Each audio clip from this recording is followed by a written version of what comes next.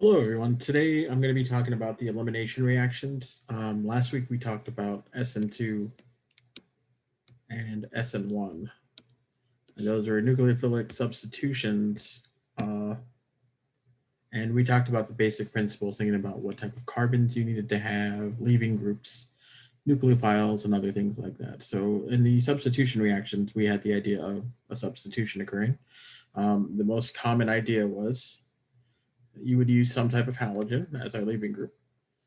You would then use some type of nucleophile, and we would substitute our leaving group, more often than not a halogen, and our nucleophile would then be attached like that.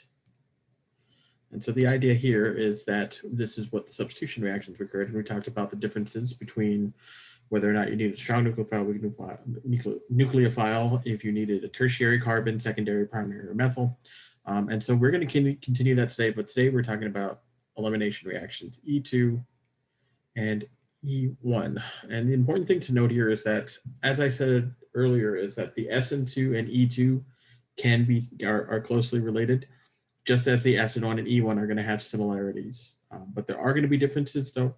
And so the first basic idea is that just like with the SN2s, we are going to have some type of compound with a leaving group, more often than not, a halogen. But instead of using a nucleophile, we are going to be using a base. And essentially what that base is going to do is that it's going to remove what is called an adjacent proton, a beta proton. We call this beta proton elimination. And what happens is that we will take that proton and kick off our leaving group. And in the presence, in this reaction, in the E reactions, we always form an alkene. So now our base is going to have taken that proton and our leaving group will leave. So essentially we're losing a leaving group and a hydrogen every time a proton, and we're mediating this reaction via a base. So eliminations, again, will be using bases, and the product of all elimination reactions will always be a double bond. The trick to doing these reactions is simply to figure out what exactly you're looking for, what's the difference. And so we're going to just go through and talk about what really matters for these reactions, and think about how do we figure out if it's an elimination, if it's a substitution, and what are the key differences. So we're going to start with E2, and I'm going to clear this real quick. So in an E2 reaction, it's just like an SN2 in that it is going to be bimolecular, meaning both the base and our substrate are going to be involved at the same time. So in an elimination reaction, we are going to be using bases. And if you remember, bases will react with acidic protons, right? So bases plus protons react. So our bases are going to be grabbing some type of proton. And in this process, we're going to be kicking off a leaving group. So let us start with a relatively simple idea. In an elimination reaction, we are going to have a leaving group of some sort. It could be bromine or chlorine or a halogen. Bromine and chlorine are usually our most common ones. You can also use iodine. Fluorine is very rarely used, if ever, because it's not reactive enough. But in this case, we have a bromine here. So now when I introduce a strong base, and there are 7 common strong bases, but depending on what your professor chooses for you guys to do, and again, always go by what Dr. Lewis says. She is fantastic, and she is your instructor, right? I am merely helping you guys understanding some of the fine print. But the idea is, depending on what base is being used, you can figure out what's happening. But let's take a look at one of our most common bases, hydroxide, OH minus. So what is simply going to happen here is that we are going to come in, and on our carbon that has the leaving group, we call this the alpha carbon. The alpha carbon is where our leaving group is located.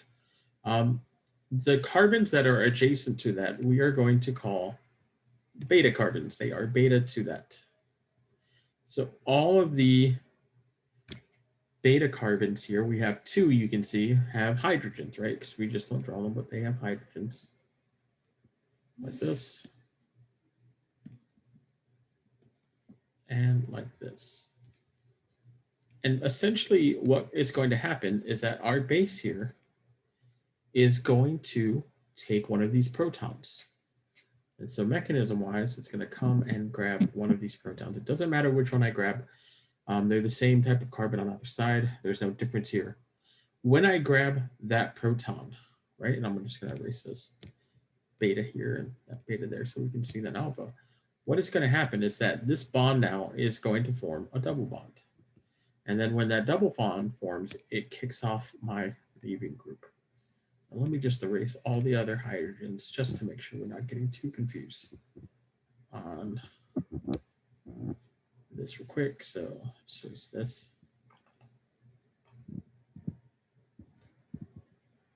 So what happens now is that it, again, we are going to grab this proton.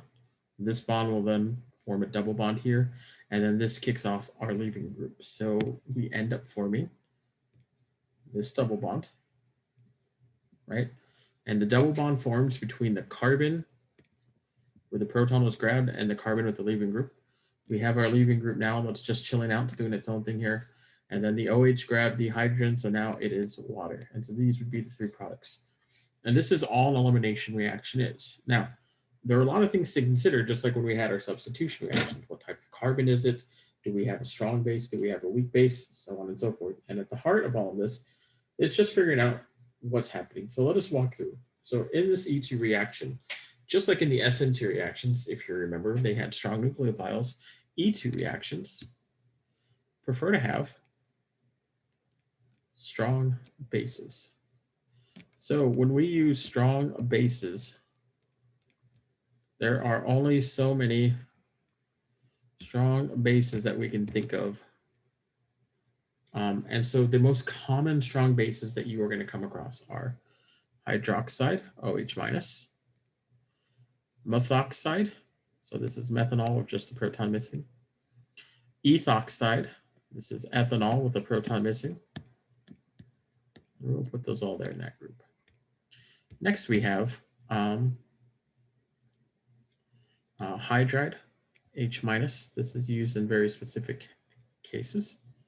And NH2 amide, also a strong base, but these are also used in specific cases. But these are bases you could use. And then finally, two of the last ones are what we call bulky bases. And so bulky bases we'll go through, but this is the last class. And so our bulky bases come here. There's going to be something like tert butoxide. So you may see this. This is also the same as tert butanol. So it's a tert butyl group with an O minus coming off of it like this. So this is tert butoxide. So this is the same thing as OTBU. And really, in our, like I said, in our E2 reactions, there are a number of bases you can use, but tert butoxide is probably one of the more common ones. But anytime you have a base that is big with like a tert butyl group or something, then it starts becoming very useful for that. But you can also have DIPA, which is N-disopropyl ethyl amide. So it's this thing right here where you have these two isopropyl groups coming off, and this is a idea of a bulky base as well. And again, when we think about bulky bases, once you start leaving just these small groups here, then you start getting into bulky bases. And that's going to matter because we're going to learn about something called Hofmann and Zaitsev eliminations. But for now, just know that these are the 7 common bases that you will typically come across: hydroxide, methoxide, ethoxide, hydride, amide, diisopropyl amide, and tert butoxide. So if you see any of these bases being present in a reaction, provided you meet all of the other requirements, these are usually the 7 bases that will pop up for E2 reactions. Now, there are a few things you have to be careful of because, of course, what would it be without some exceptions? So I am going to erase everything here, and we're going to talk about a very small section of this. So, didn't do that. When we have hydroxide, methoxide, or ethoxide, and just in case there's any questions here. We can also write this methoxide as OME, the minus, and then OET. So these are both the same thing here. These are the same things. And these are the same things. But the general idea is that there may be something you guys may be noticing is that we've used these in our SN2 reaction. So these three bases are great, strong bases. So these are really, really good for E2 reactions. But they're also strong nucleophiles. These are very good for SN2 reactions. So you may be saying, well, Dr. V, how do I tell the difference? And you kind of just have to pay attention. Sometimes the question may say something along the lines of, well, here's this reaction, predict the E2 product or predict the SN2 product. But this is an example where you have three separate reagents, hydroxide, methoxide, ethoxide, to where you can have either an SN2 or an E2. But the key trick here is that if you're looking at your reaction, you want to just think what type of carbon is it attached to, what's going on. But first and foremost, high temperature. If the reaction is under high temperatures or anything above like 50 degrees Celsius, like 100 degrees Celsius and higher, will always favor E2. That's the first thing you should keep an eye out for. The next thing is, let us take a look at 4 different possible scenarios. So imagine we had CH3 with a bromine on there. Imagine we had CCH3. We have a hydrogen, and a bromine. Imagine we had a carbon that's 2 methyl groups coming off and our leaving group. And then finally, if we had a tertiary carbon here. So what the point of this exercise right here is, imagine we have all 3 of these reagents. And I'm actually going to change how I drew the first one just to make it a little more consistent. My apologies. But imagine we have a methyl group, a primary carbon, a secondary carbon, and a tertiary carbon. If I add sodium hydroxide and I say predict the product, you may be saying, well, Dr. V said sodium hydroxide can be a good base, it can be a good nucleophile, right? And also whatever Dr. Dewis told you and go by what she said. What you want to really think about then is to say, well, how can I tell the difference? But this is where we rate SN2 versus E2. If you remember from last week, SN2 reactions prefer less bulky carbons. So for SN2 methyl, it's going to be preferred over primary and over secondary. And tertiary does not happen. Tertiary carbon will not undergo an SN2. But for an E2 reaction, E2 reactions are just the other way. E2 reactions prefer tertiary over secondary over primary. Now, if you have a methyl carbon, you cannot perform an E2 reaction on it. It won't work. So if you're looking here at our primary, this will have to be SN2. That just has to happen because it is a methyl and it can only undergo SN2. Your primary is probably going to be SN2 as well, just because it favors it. On the other end of that spectrum, we know that tertiary, SN2 cannot undergo tertiary. It has to be then E2. So we know that that's going to be E2. When you look at that secondary, though, secondary carbons probably most likely will undergo E2. So if you run into a question of, I have a good base, such as sodium hydroxide, or say sodium methoxide, or sodium ethoxide, it doesn't matter what your base is. If it's a good base, that could be a good nucleophile or a good base. Remember, high temperatures will prefer the elimination reactions. And then if you have a secondary, or a tertiary, it'll probably be E2. But if you have something like this, that's a good nucleophile, good base, but you have a methyl, so I'll just put it as 0 just for that. Or if you have a primary, it's probably going to be the SN2 reaction. And so this is just what you have to keep an eye out for. And I'm going to mail you guys a sheet that you can have that has a summary of all these things on there. But this is essentially all an E2 reaction is. It is nothing more difficult than this. It's just that you figure out, is this, what am I eliminating? What type of group am I forming? So now, real quick, I'm going to pause, give you guys a second if you want to write this down. When we think about an E1 reaction, an E1 reaction is very similar to the SN2 reactions, and where an E1 is going to preferably happen on a tertiary and then a secondary, and they do not happen on primaries. And so, just like our wonderful little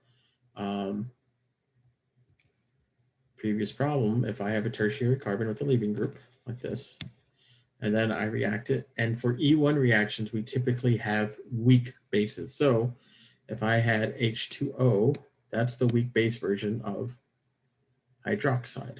If I had methanol, which is CH3, that is the weak version of the strong base OCH3 minus, right? And so usually weak bases are protonated forms of our strong bases. And so you can have CH2, CH3. And again, that's just the weak base version of ethoxide. End of the line here is that in our E1 reactions, they undergo the same thing that happens with our SN1. In step 1, our leaving group will simply leave. And as an intermediate, we are going to form a carbocation, which is why tertiary carbons are preferred than secondaries. If you have resonance, that's ideal.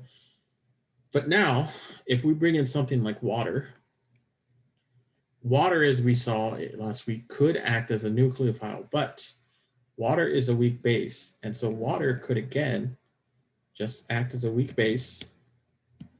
Take this and form my double bond. And now I would form my double bond product like that. And I now have a protonated water. And so this is the interesting thing we have to watch out for now, is if you remember, just a few minutes ago, we were talking about SN2 versus E2. There was really only 3 reagents where it could go either way, right? Between SN2 and E2, provided everything else is the same. But for SN1 and E1, they are always in competition with one another, meaning you always have to consider, if the conditions are right for SN1, they are most likely right for E1. All right, so when you think about this type of thing, as I'm about to erase this, if I gave you this type of reaction, where you have a tertiary carbon with a leaving group, and then you have something like a weak base, which in this case, water is also a weak nucleophile. And if your professor said, draw all the products, since this is a tertiary carbon, that means that it's going to be either SN1, E1, or E2. You then say water is not a strong base. So that's going to cross out elimination E2, and that just leaves SN1 and E1. So what this means now is that if the conditions are right for SN1, they are right for E1. So you can always make the elimination product like this, and you can always make the substitution product like this. And so this is really all you have to keep an eye out for, is knowing when you do SN1 versus E1, they're always going to be in direct competition for each other. E2, since you use strong bases, are always going to happen uniquely. And again, we went through how to tell the difference when those are preferred over SN2. Okay, this is all the fundamental parts of the elimination reaction for E1 and E2.